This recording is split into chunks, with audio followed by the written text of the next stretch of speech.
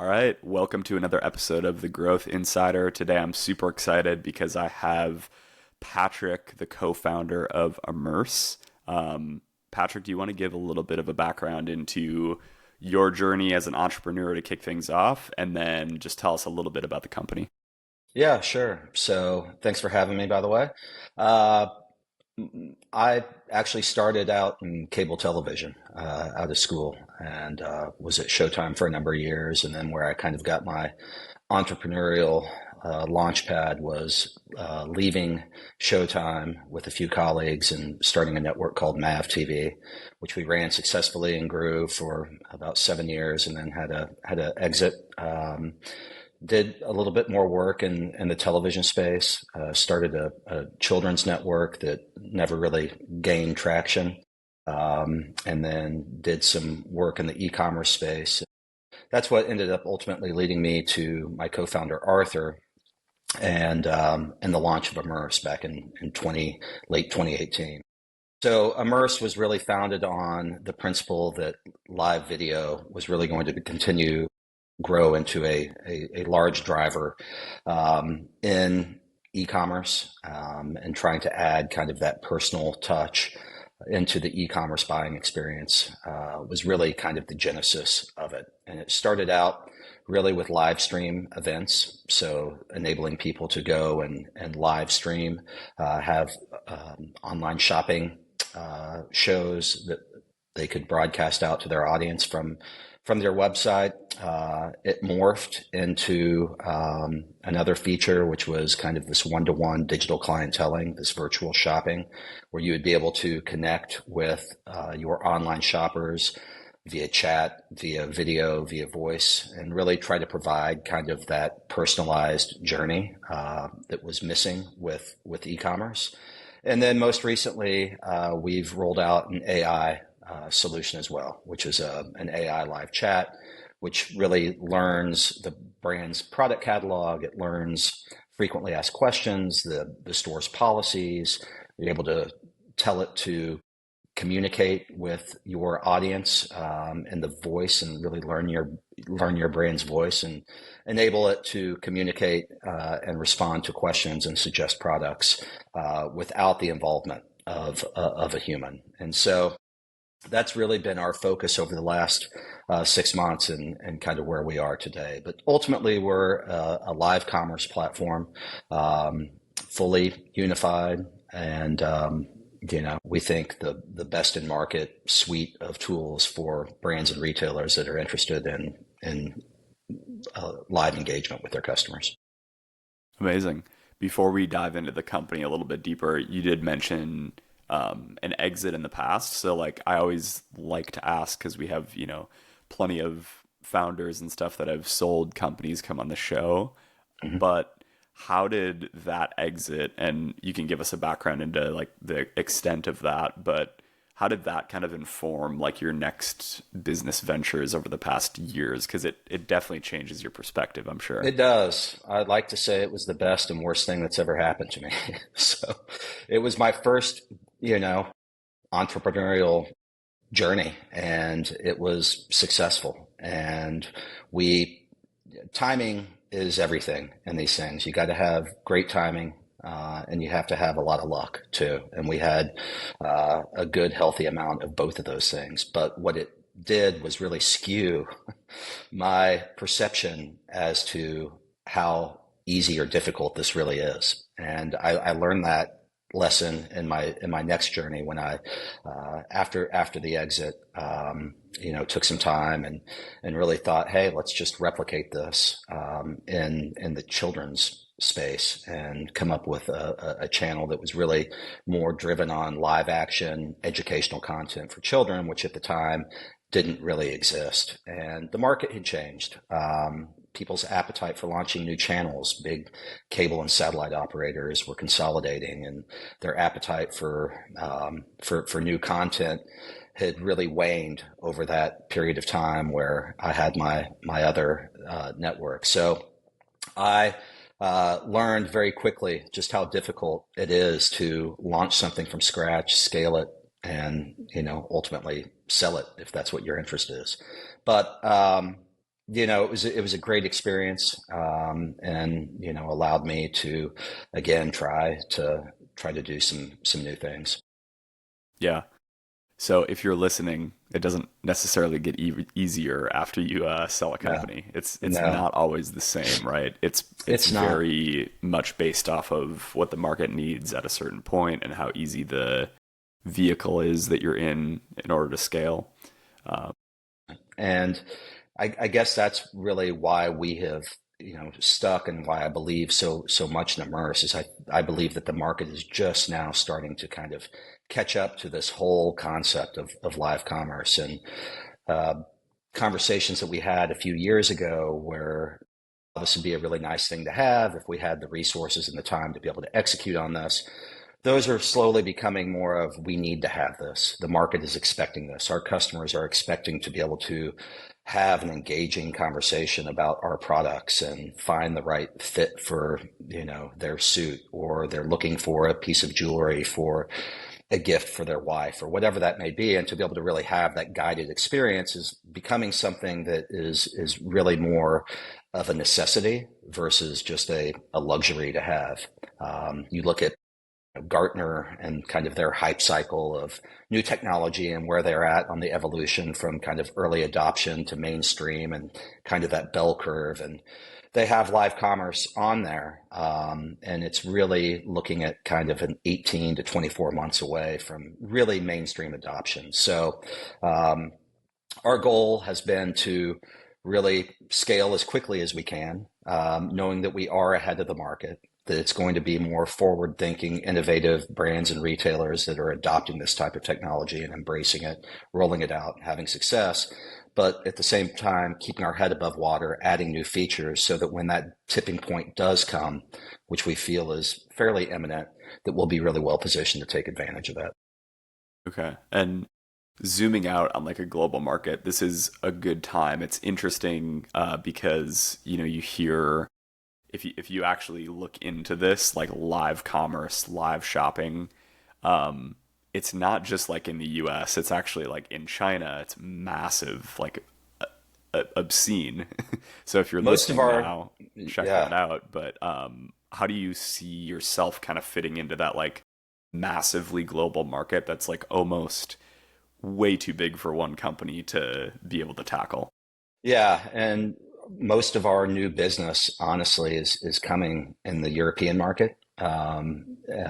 So we've not done a lot in the Asian market. There's suppliers over there with that native language and native tongue and all of that. But yeah, companies from India. We have companies in the UK. Have spoken with companies in Italy. So the European market is definitely ahead of the domestic market in terms of this type of technology. And so we've tried to position ourselves to be available to anybody that wants to um, utilize this type of software, but at the same point being conscientious and not trying to boil the ocean and cast too wide of a net. We do have a pretty laser focused kind of ICP of who are the right fits for this type of technology, who are the merchants out there that are really best suited to launch and be successful with this type of technology. But you're absolutely right. You look and see what's been happening in China, and it's going to happen here at some point, maybe not to that degree, but the best days for live commerce are certainly ahead of itself. Yeah. Can you tell us a little bit more about that like ICP fit? Like who is a good fit for what you guys do? Yeah, we've really focused on kind of the SMB and middle market space.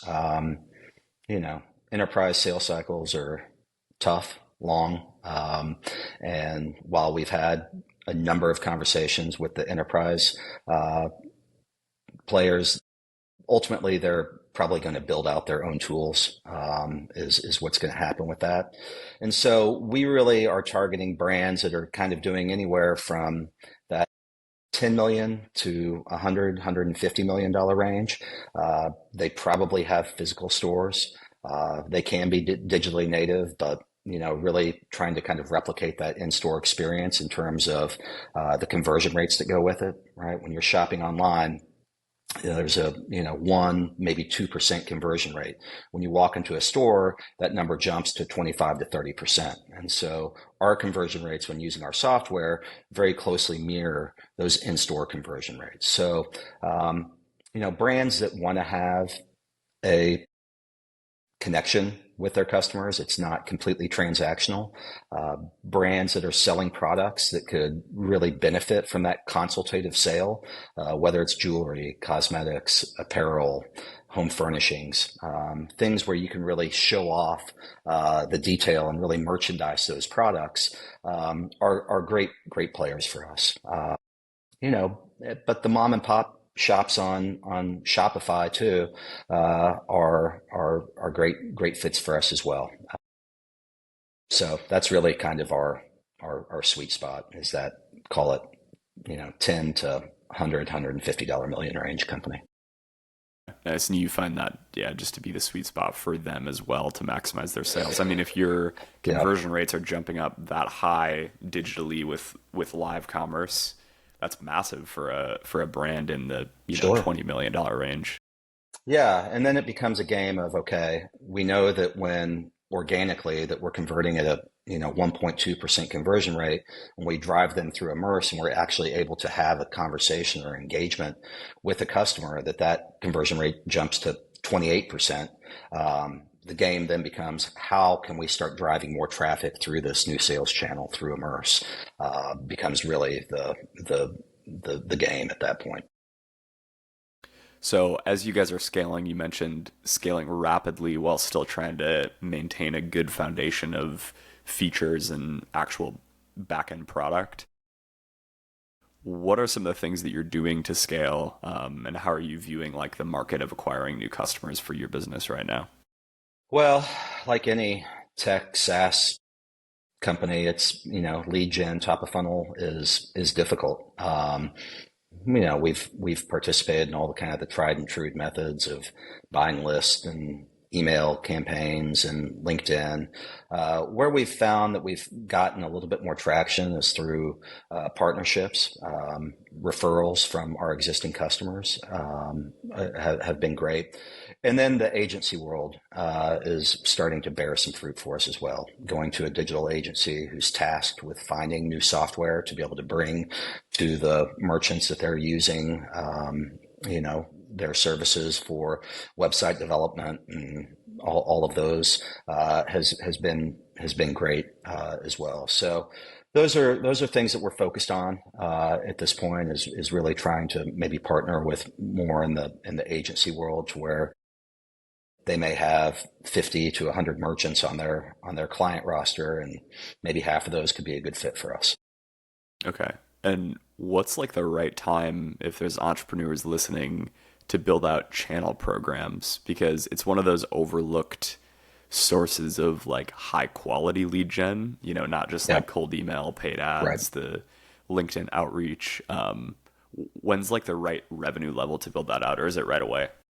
I mean, I'm a big believer in trying to do it right away. The problem with doing it right away is that this is a reciprocal business, right? A lot of the partnerships that we've done is like, hey, we'd like to be able to talk to your customers about the services that we provide, and then you talk to our customers about the services that you provide. And when you're not coming with a deep roster of businesses, sometimes that can be a tough sell. So there is this kind of some natural growth that probably needs to happen before you may be able to get a lot of companies interested. But I'm a big believer in the partnership piece. The ability to really, if you're working with another e-commerce software that maybe is doing order fulfillment, or facilitating returns, or things that are not competing, but that you guys are both talking to the same customer. And I found that customers like that as well. They start to view you as a partner and not just a service provider. And so I would highly encourage anybody that's starting out in the space to go down that, at least to begin to explore that. It's going to take some time to get some momentum, for sure, as you grow, but I definitely think it's a worthwhile endeavor. you mentioned your customers viewing you as a partner and not just a service provider, which I think is interesting because it's not like you're a traditional service company, right? Like professional services, but you still mentioned it. Can you expand upon that a little bit more? Because I think it's really important, no matter what sort of business you run, to make sure that your clients are kind of seeing you in the right position. Right. Yeah, it's super critical to us, and it's really part of our mission is that we've always wanted to be a resource for our customers. I talk to a lot of brands that, frankly, are just not ready to launch a service like this. They've got the basic blocking and tackling of just getting their supply chain right. Just all of the things that go with running an online store, and the timing may not be right for them. And I'm always very honest with those people too. During our discovery calls, they are not sales calls, right? It's let me learn about your business. Let me tell you a little bit about what we're doing with other merchants. And then if this is not a fit for you at this point, I'm going to tell you that I believe that this may not be the right time for you, or that you may just not need this type of service. And I want them to feel comfortable telling me the same thing. And then it's much more easy to maintain contact with these people if they are viewing you as a consultative resource for them. We like to think of ourselves as experts in live commerce, and that's a very niche piece of the overall e-commerce space. And so we want to have conversations with these people that allow them to ask questions about live streaming. What do I need to do that? Is this the right time for me? I'm just growing up my website traffic. Maybe it makes sense to wait another 6 months before I have more visibility on this sort of thing. So we really pride ourselves and try to not be salesy, but really find the right customers at the right time. And again, the right time may not be today for these people. Yeah, that makes sense. And one thing that I always like to touch on is like where are you guys at right now? You don't have to share revenue numbers if you don't want to, but where are you guys at as a brand right now, and where are you trying to get to? Like, what's the vision for this? Yeah, so we're still, I would consider a startup. We do have a very robust feature set. Um, our growth has been slower than, I guess every entrepreneurial would probably tell you has been, it always takes longer and more money than what you would expect. But we feel like we're in a great position. We have a good number of customers at this point that have been sticky. They've stayed with us. They've seen the value of it.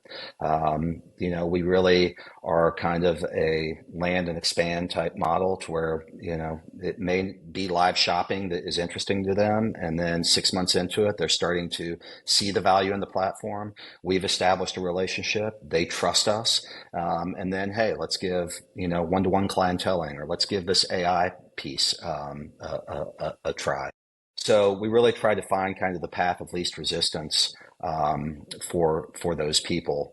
But yeah, I mean, I obviously scaling to a more meaningful way, I still think is maybe a year, maybe upwards to two off, just based off of kind of where experts in the industry are seeing this thing going. But it feels good. We're getting a lot more inbound leads, inbound inquiries. Hey, I found you guys. We're kind of interested in doing this. That's happening more and more often, which tells me just instinctively that the market is starting to become more aware of this, Hmm. and that more and more merchants are looking to have this type of engagement. Um, yeah, we're in great shape. We've been fortunate from a funding standpoint to be able to self-fund this by and large. We've had a couple of small rounds, in fact, of like customers that wanted to invest, which is Nice. good. And so we've raised a little bit of money, but our cap table's still very clean. We still maintain a very large portion of the company, and so we've got a great dedicated dev team that's been with us. I guess we're 9 people strong on that full time, that have built this from scratch and are listening to our customers to find out what features are next, and obviously have our own roadmap too of things that we're wanting to do. So, yeah, I feel really good about where things are at today, and very bullish on what the future holds for us. Nice. So for anyone listening, just as we wrap up here, where can they connect with you? Where can they learn more about, like, even if it's not working with you guys right away, the opportunity that's out there with live commerce? Should they head over to the website, or what would you recommend? Yeah. You can always get to me at the website. It's just immerss.live, IMMERSS.live. Try to be as active as I can on LinkedIn, but just send me a LinkedIn request, and I'll absolutely connect with you. You can, message me there, and we can start a conversation. And yeah, like I said, even if this is something that you're just kind of kicking the tires on and you just want to get a little bit more information, I'm happy to have a 15-30 minute conversation with anybody who's interested in the space. I love talking about it. I'm passionate about it. I've seen the value it can bring, and we'll definitely give honest feedback as to what steps maybe need to be taken before this is an initiative that you would launch. And yeah, happy to connect to anybody listening today. Amazing. Well, thank you so much, Patrick, for coming on the show, sharing a lot of great insights. I'm sure everyone listening got a lot of value out of it. So thank you. Yeah, thanks for having me.